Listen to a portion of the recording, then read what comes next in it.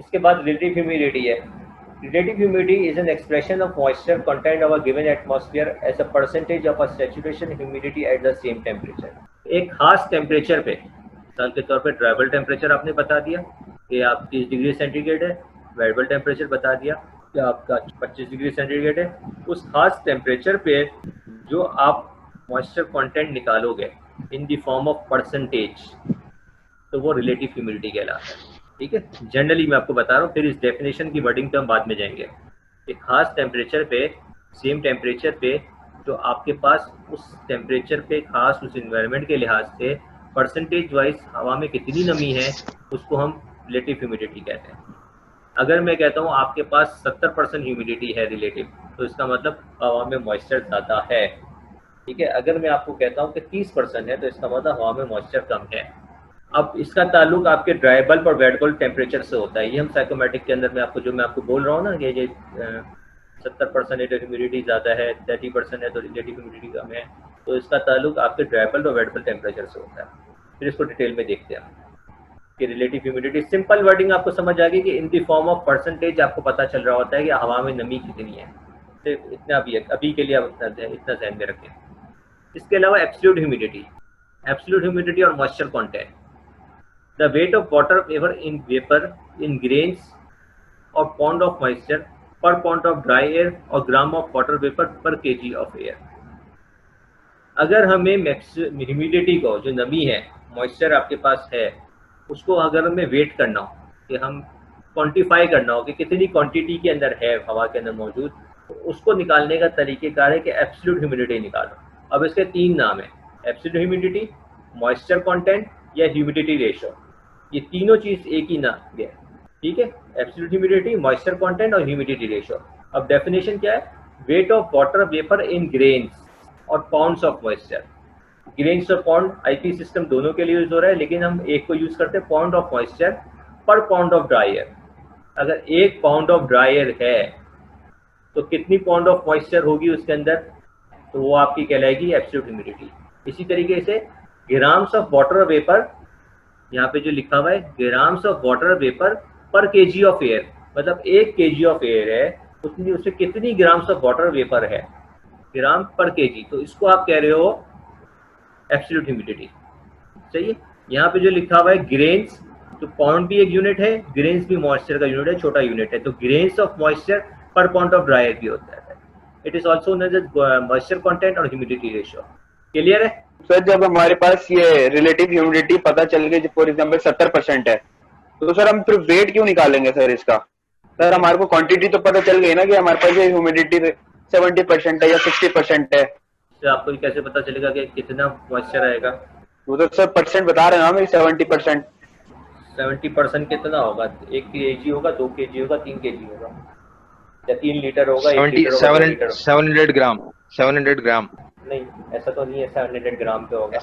ऐसा नहीं होगा। मकसद में जो आपने सवाल पूछा ना कि आप ये बोल रहे हो कि 70% हम निकाल रहे हैं, तो एब्सोल्यूट ह्यूमिडिटी निकालने की ज़रूरत क्या है, वेट निकालने की ज़रूरत क्या है? देखिए, जब हम इसके अंदर वर्किंग करते हैं ना, तो हमें पता होना चाहिए कि हमारे पास कितना मॉइस्चर आ रहा है। अगर मॉइस्चर कंटेंट अगर आपके पास ज़्यादा होगा, मिसाल के तौर पे आपके पास पानी की मिकदार है, फ्लो है, ठीक है, वो आपके पास जितनी आएगी उसके लिहाज से उसकी पाइप सेटिंग डिज़ाइन होती है। अगर आपके पास 1.5 टन का यूनिट है, उसका मॉइस्चर कम निकलेगा। अगर आपके पास 50 टन का यूनिट है कोई एयर कंडीशनिंग का, उसका मॉइस्चर कंटेंट बहुत ज़्यादा निकलेगा। अब मैं उधर उसके पानी को, जो ड्रेन का पानी निकलेगा, अब मुझे उसको डिस्चार्ज करना है, तो पाइप के आगे का लाइन का साइज तो उस पानी के फ्लो के हिसाब से तो होना चाहिए। बात समझ रहे हो? अब मैं पता चला कि 1 इंच या 1.25 इंच की लाइन की रिक्वायरमेंट है और मैंने लगा दी आधे इंच की लाइन, तो होगा क्या? पानी तो आगे स्लो जाएगा, और फिर कहाँ से निकलेगा? वही जो यूनिट लगा हुआ है उसी के ड्रेन पैन जो उसके अंदर जहाँ से जाने की जगह है, वहीं से निकल के कमरे के अंदर दाखिल हो जाएगा, या फिर उस जगह पे जो एसी यूनिट, जो एयर कंडीशनिंग यूनिट बहुत बड़ा रखा हुआ है 50 टन का, वो उसी की केसिंग के अंदर आना शुरू हो जाएगा। ठीक है, तो हर चीज़ को डैमेज करेगा, तो मुझे ये कंटेंट पता होना चाहिए। सेकंड ये कि जब हम बहुत ज़्यादा बिल्डिंग डिज़ाइन करते हैं ना, तो आप लोगों को ये पता होना चाहिए कि जो मॉइस्चर जिसकी आप बात कर रहे हो ना, ये प्योर वाटर होता है। बिल्कुल हवा में नमी जो होती है ना, प्योर वाटर होता है। ये प्योर वाटर आपका डिस्टिल्ड वाटर भी होता है। डिस्टिल्ड वाटर समझते हो? नहीं सर।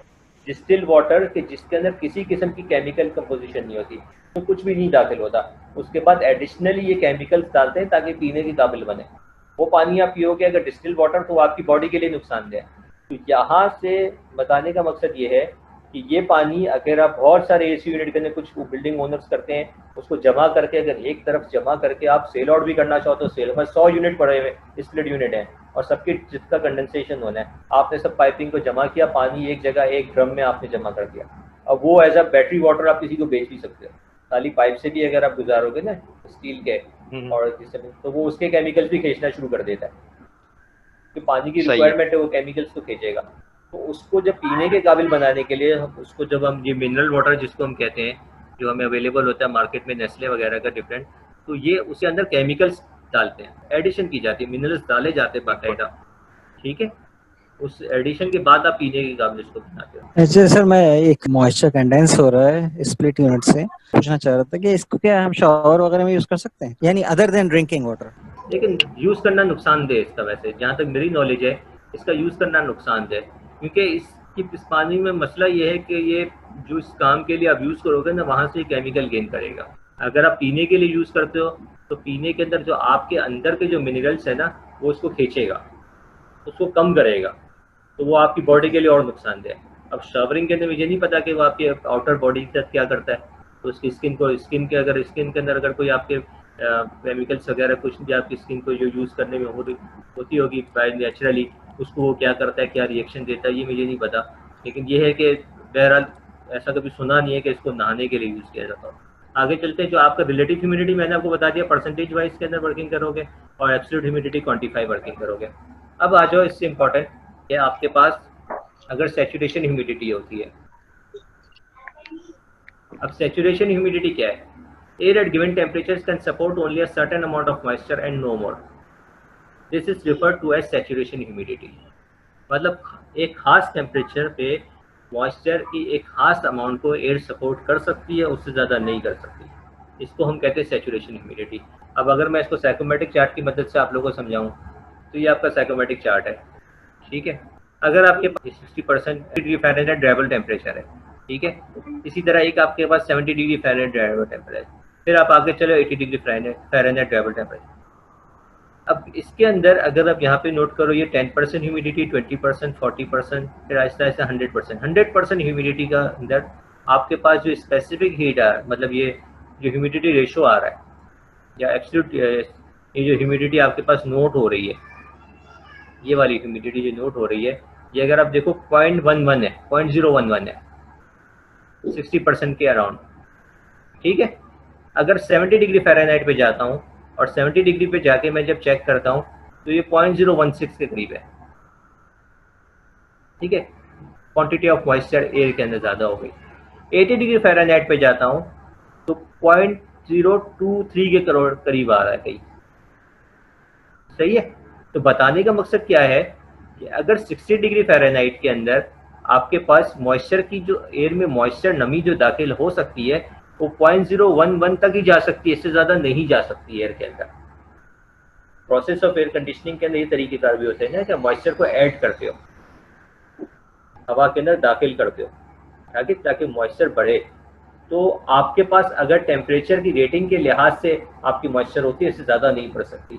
तो ये जो 100% RH पे जो वैल्यू आप यहाँ पे नोट कर रहे हो ना, ये वाली ह्यूमिडिटी यहाँ पे जो नोट करोगे वो क्या होगी? Saturation humidity. मतलब खास टेम्परेचर पे, एक खास टेम्परेचर पे जो उसकी मैक्सिमम है, इतनी अमाउंट तक मॉइस्चर वो सपोर्ट कर सकती है, उससे ज़्यादा सपोर्ट नहीं कर सकती। ये वही बात है कि 50% RH है, 60% RH है, 90% RH है, 100% RH हो गई। अब 100% RH प्रैक्टिकली तो नहीं होगी, क्योंकि 100% RH का मकसद तो बारिश हो जाए, पानी हो जाए, तो 100% से कुछ कम होगी, 98, 97% होगी। तो उस परसेंटेज से ज़्यादा यहाँ पे हवा में मॉइस्चर नहीं जा सकती। इसको हम क्या कहते हैं? Saturation humidity. अब आप डेफिनेशन, अब आप देखो, अब आपको वो वाली आगे वाली डेफिनेशन में बताता हूँ। Air at given temperature can support only a certain amount of moisture and no more. इससे ज़्यादा नहीं कर सकती। मतलब सैचुरेशन ह्यूमिडिटी डिपेंडेंट है आपके टेम्परेचर पे। क्लियर? अब पुरानी डेफिनेशन पे आ जाओ। एब्सोल्यूट ह्यूमिडिटी क्या है? एब्सोल्यूट ह्यूमिडिटी कि weight of moisture per pound of dry air कितनी होती है। एक उसकी रिक्वायरमेंट होगी सेचुरेशन ह्यूमिडिटी, जो उसकी कंडीशन हो गई जो उस टेम्परेचर में मैक्सिमम जा सकती है, और एक हमने उसको कंडीशन दे दी, हमने उसको बता दिया 60 डिग्री फ़ारेनहाइट पे आपके पास 55 डिग्री वेट बल्ब पे, मिसाल के तौर पे हमने बता दिया 60% पे ये चल रही है और 55 पे ये जा रही है। अब हमने उसको पर्टिकुलर एक कंडीशन दे दी डिज़ाइन, ये डिज़ाइन कंडीशन है, हमने हाइग्रोमीटर से टेम्परेचर नोट किया, 60 डिग्री फ़ारेनहाइट ड्राई बल्ब आ रहा था, 55-56 डिग्री फ़ारेनहाइट तकरीबन वेट बल्ब टेम्परेचर आ रहा था, हमने चार्ट पे बनाया, यहाँ पे आ रहा था तकरीबन पॉइंट। अब इस टेम्परेचर पे जो आपका खास जो इस इंटरलिंक बना आपने, इस पे जो स्टेटस पॉइंट बन रहा है, ये स्टेटस पॉइंट है, इस पे जो एब्सोल्यूट ह्यूमिडिटी जो आप नोट कर रहे हो ना यहाँ पे, ये तकरीबन 0.009 आ रही है, ये आपकी क्या कहलाएगी? ह्यूमिडिटी कहलाएगी। ये वैल्यू क्या कहलाएगी? Absolute humidity. 100% पे जो वैल्यू नोट करोगे वो सैचुरेशन ह्यूमिडिटी, और जो स्टेटस पॉइंट पे आप वैल्यू नोट करोगे वो क्या होगी? Absolute humidity. तो एब्सोल्यूट ह्यूमिडिटी आपकी हो जाएगी, और इस पे आप क्या मालूम कर रहे हो, और अगर मिसाल के तौर पे इस पे आरएस की वैल्यू कितनी नजर आ रही है आपको? 80% का कर्व आ रहा है, तो आपकी ये ह्यूमिडिटी, रिलेटिव ह्यूमिडिटी कितनी है? 80% यहाँ पे। अब रिलेटिव ह्यूमिडिटी यहाँ पे आपको समझ आ गई, तो इसके डेफिनेशन आप देखो। अब जो बताना चाह रहा था आपको, expression of moisture content of a given atmosphere as a percentage of a saturation humidity at the same temperature. Saturation humidity का कितना परसेंटेज आप लोगे तो आपको पता चल जाएगा कि एक्सप्रेशन ऑफ मॉइस्चर कितना है। सैचुरेशन ह्यूमिडिटी 100% है सेम टेम्परेचर पे, उसी सेम टेम्परेचर पे जब आप परसेंटेज नोट करते हो आपने गिवन एटमॉस्फेयर की कंडीशन का, गिवन एटमॉस्फेयर कंडीशन आपने दिया जो मैंने आपको बताया था मिसाल के तौर पे, तो वो 80% ह्यूमिडिटी बता रहा था। अब वो 80% ह्यूमिडिटी आपकी क्या है? Relative humidity in the form of percentage. अब इन दी फॉर्म ऑफ परसेंटेज मकसद है, तो यही मैंने आपको बात बतानी थी कि जिस तरीके से आपके पसीने सूखने का मैंने आपको अमल का प्रोसेस बताया था, उसके अंदर क्या था? उसका नहीं यह था कि हवा के अंदर आपके पास 80% मॉइस्चर है, तो 80% तो मॉइस्चर हो गया, 20% आपकी बाकी रह गई उसके अंदर, अब 20% के हिसाब से हवा लेगी। अच्छा, ये वाली जो कंडीशन जो मैंने आपसे अभी शेयर की कि भाई डिफरेंट टेम्परेचर पे खास मॉइस्चर ही जा सकती है, इससे ज़्यादा नहीं जा सकती, ये अगर आप इसको नोट करना चाहो तो आप इसको देखो, उन्होंने रूम एयर कूलर यूज़ किया हुआ जिसके अंदर पीछे पानी का फ्लो चल रहा होता है और एक पंखा लगा होता है, और वो पानी के फ्लो को आगे कर देता है, तो हवा है वो पानी से टकरा के रूम में दाखिल हो रही होती है। तो हम क्या कर रहे होते हैं, बाकायदा हम रूम के अंदर मॉइस्चर दाखिल कर रहे हैं, ठीक है। तो ये उन एरियाज़ के अंदर जहाँ पे आपकी मॉइस्चर कंटेंट बहुत कम है, मिसाल के तौर पे जो पंजाब साइड के एरिया हैं तो मॉइस्चर कंटेंट बहुत कम है, वहाँ पे मॉइस्चर कंटेंट 30%, मतलब ये रिलेटिव ह्यूमिडिटी 30% होती है, 40% होती है, तो हम मॉइस्चर कंटेंट बढ़ा देते हैं, इससे बढ़ाते हैं, रूम एयर कूलर से बढ़ाते हैं, तो मॉइस्चर कंटेंट बढ़ा के वो कितना कर देता है, वो बढ़ा के आपके पास लेके चले जाता है, मिसाल के तौर पे 90% के क्लोज ले जाता है। तो उस मॉइस्चर कंटेंट बढ़ाने की वजह से आपके पास टेम्परेचर की कमी हो जाती है।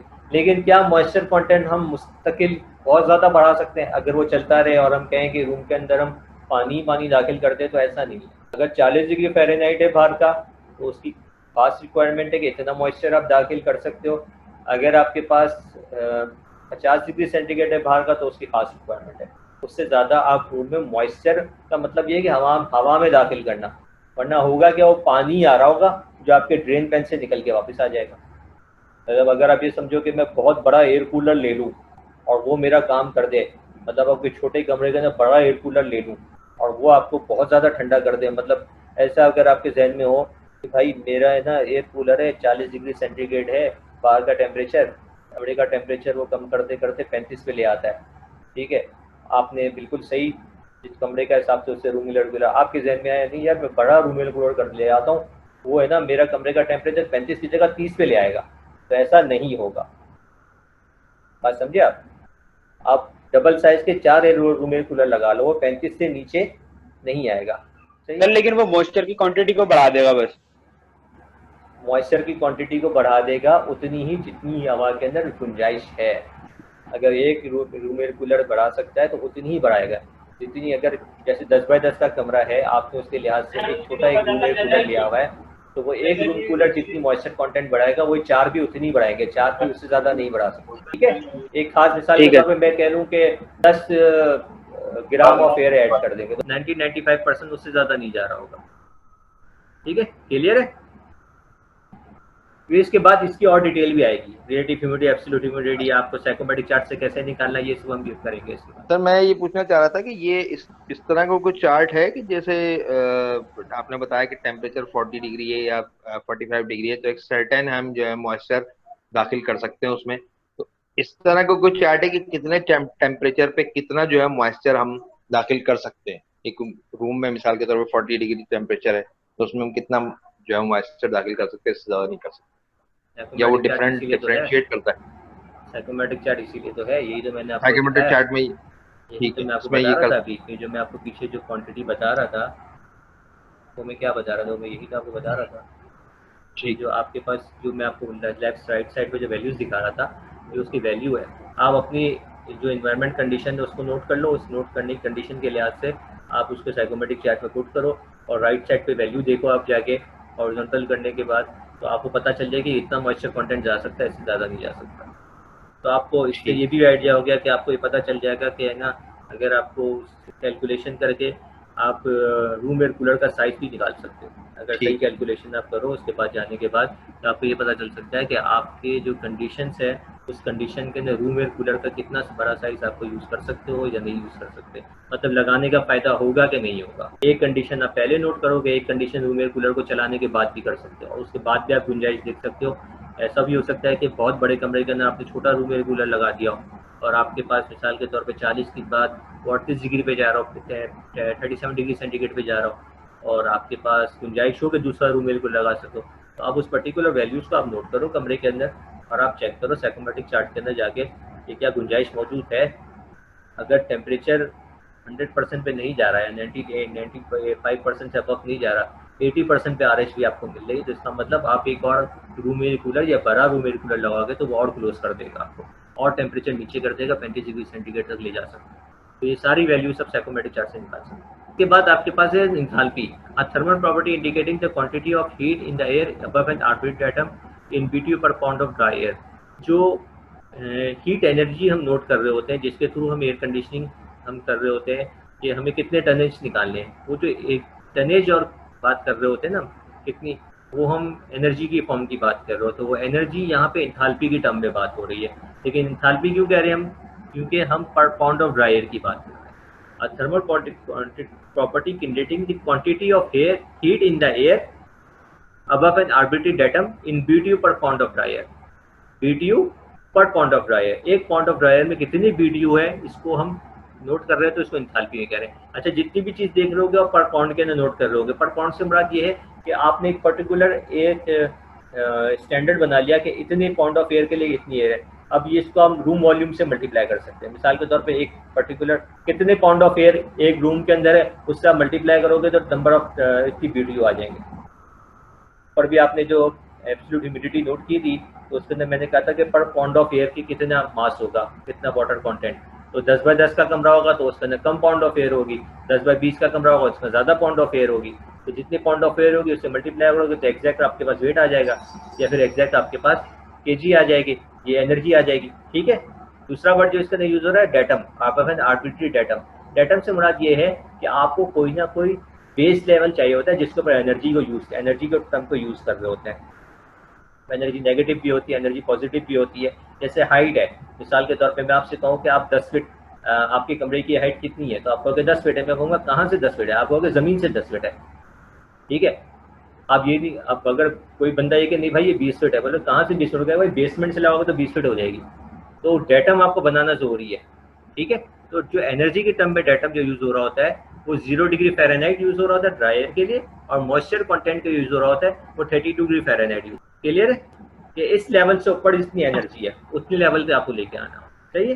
तो डेटम जो होता है वो इसको कहते हैं। ये आपकी इंथैल्पी के लिहाज से हो गया।